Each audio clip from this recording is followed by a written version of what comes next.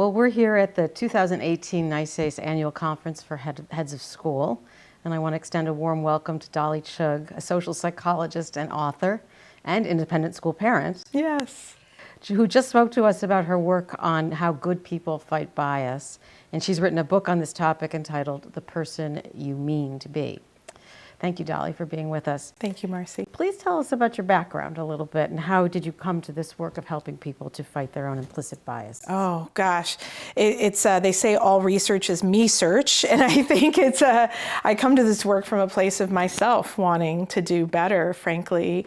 My background professionally is that I worked in the business world for 11 years. I have an MBA, and then I had an epiphany that I wanted to be in the world of students and ideas. I started my PhD in my early 30s and then became a professor at NYU in my late 30s, starting at the most junior position.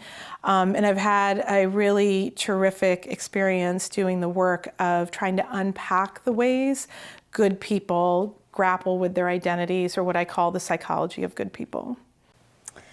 Tell us about implicit bias. You just spoke a lot about it. What is it, and how do we demonstrate it in everyday life? Yeah. So implicit bias simply refers to the associations we have in our mind that we may not be aware of. So one example is if I say peanut butter, you say jelly, because that's a quick association that was formed and learned at some point in your life if you grew up probably in the US. Implicit biases are other associations that we've learned from the society around us. It could be something like white people good, or black people bad, or white people safe, black people dangerous, or women home, men work.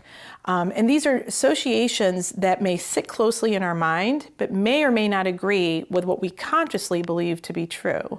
I, for example, consciously associate women with the workplace and with home, and I associate men with the workplace and home. But when I take something called the IAT, or the implicit association test, which is something everyone can do free online, I see an association revealed that shows an implicit gender bias, very strong one in my case, associating women with the home and men with work. Well, since you mentioned it, tell us a little bit about this implicit association test. Explain to us what that is. Yeah.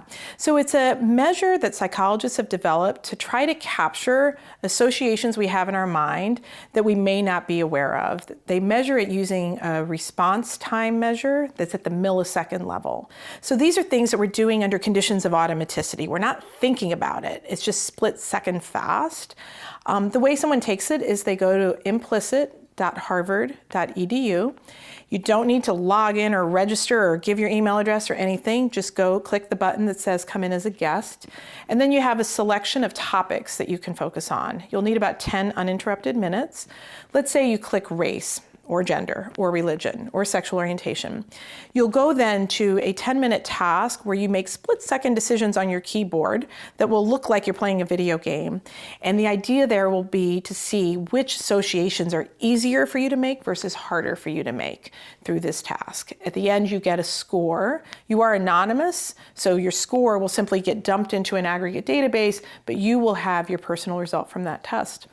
I often encourage people, if they are willing, to take the test more than once on different days at different times, because while it is a good measure, it can move a bit based off of the circumstances of your day. So it's good to see what your trend lines are.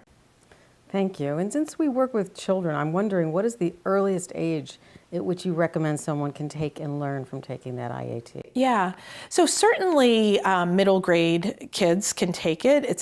They're probably better at these tasks than we are, the quick video game-like task. There are IATs that have been developed for younger kids and even for kids before they're able to read, but those are used more in research environments. I don't believe they're publicly available.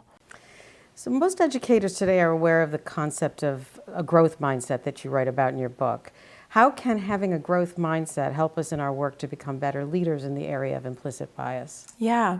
So on the issue of implicit bias, what the studies are showing in a pretty consistent way is that all of us have some implicit bias that contradicts our explicit beliefs.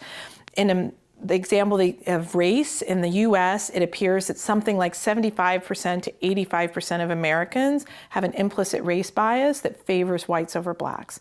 Well, maybe you don't have that particular implicit race bias, but maybe you have an implicit gender bias or an implicit sexual orientation bias. And again, the key here is that it contradicts your explicit belief. That's why the title of my book is The Person You Mean to Be. It's not the person I want you to be. It's the person you want to be, and how are you seeing through the IAT a different version of yourself emerge.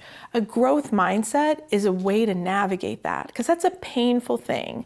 To realize that the person you mean to be isn't always the person you are requires us to embrace those mistakes and learn from them in the way that we know growth mindset is a really powerful mindset for our students. We know that's how they push through challenges, how they persist when they make mistakes in math, in science, in English, in sports. We can do that too when we make the mistakes that emerge from implicit bias.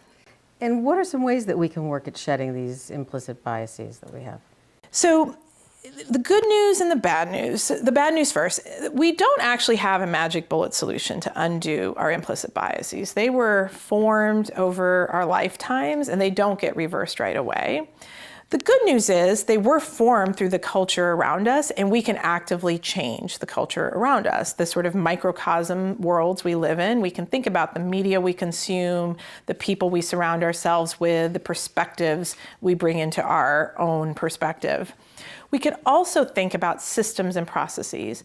This is where there's lots of good news. Even though I may not be able to always control the ways in which my implicit biases leak into my decisions, I can control, for example, what information is available to me when I make that decision. So do I need to see names on a resume when I go over them? Maybe, maybe not. Do I need to know what their address is? Maybe, maybe not. Why is that relevant at the point of me deciding whether they make my short list? That's an example of a system or process where I can debias the system, even if I can't debias my mind. You also shared some quick wins with us.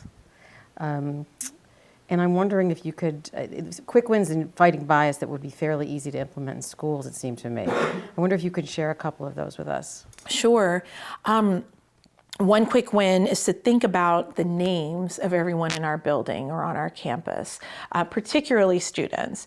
When we're working so hard to create inclusive learning environments, it's incredibly challenging when we know how to pronounce some names because they're familiar to us from the culture we come from, and then we don't know how to pronounce other names, or we've assumed how to pronounce other names because they're unfamiliar to us based on the cultural background we have.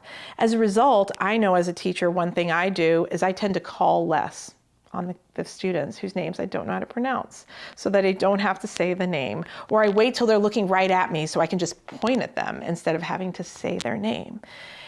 That's not what we're striving for as inclusive instructors. And so one thing we could do is, rather than avoiding the issue, as I often do, or rather than creating a shorter name or a nickname, rather than asking them repeatedly to explain it to us or mispronouncing the name repeatedly, is create documents or audio files with people's preferred pronunciations of their name. Just have that be part of the data we have about every person in the building. That way, anybody who wants to see the pronunciation of the name can check it. Another quick win is to think about the meetings that we have in our schools. Think about meetings in the same way that we think about teaching. When we teach, we think very intentionally about airtime and wait time and diverse perspectives. We know how to do this as instructors. If we think of our meetings with adults as having similar properties, we can work towards not just better meetings, but more inclusive meetings. For example, ensuring that we have balanced airtime, not airtime dominated by a particular group. Studies of communication scholars who do study meetings do show that women are interrupted more than men, that people of color are given less credit than white people. These are patterns we can interrupt simply by running better meetings. And in what other more systemic ways can school leaders promote the work of teachers and students to confront unconscious biases? So I think part of it is doing the work of noticing our systemic biases around us. And that is everything from thinking about looking around our buildings and noticing how we, in honoring the past, for example, and honoring the traditions that have made our school great, what are the ways in which those traditions and past send a signal that's different than what we're trying to signal about the future? That's a systemic pattern we can think about. We can think about our pipelines and the attributions we make about this group or that group doesn't apply for a position, and what it means to actually go create a pipeline or build a pipeline or find a pipeline or recruit one, as opposed to post an ad and wait for it. These are other interruptions we can make of systemic patterns. Thank you. Do you have any last words you'd like to share, or anything you wish I had asked you? Oh, well, all I want to say is that while this work, we use the words discomfort and it's hard work, and all of that is true. I don't want to sugarcoat it. There's lots of moments in which I hate that I do this work because I have to think about my own mistakes all the time. But there's also great joy and exhilaration and growth in this area. There is liberation in knowing that you can get better at this. And what I love is when we think about anything else that we've started as a beginner at and grown in, when we think about the exhilaration that's come with that, imagine applying that to something that we care so deeply about, the students and the faculty and their sense of belonging and inclusion in our building. Thank you. You know, when you and I met earlier today, you suggested that I talk to you about whatever was in my head and in my heart. And I want to thank you for sharing with us what's in your head and in your heart. Oh, thank Marcy, you very much. Thank you so much. I really enjoyed this.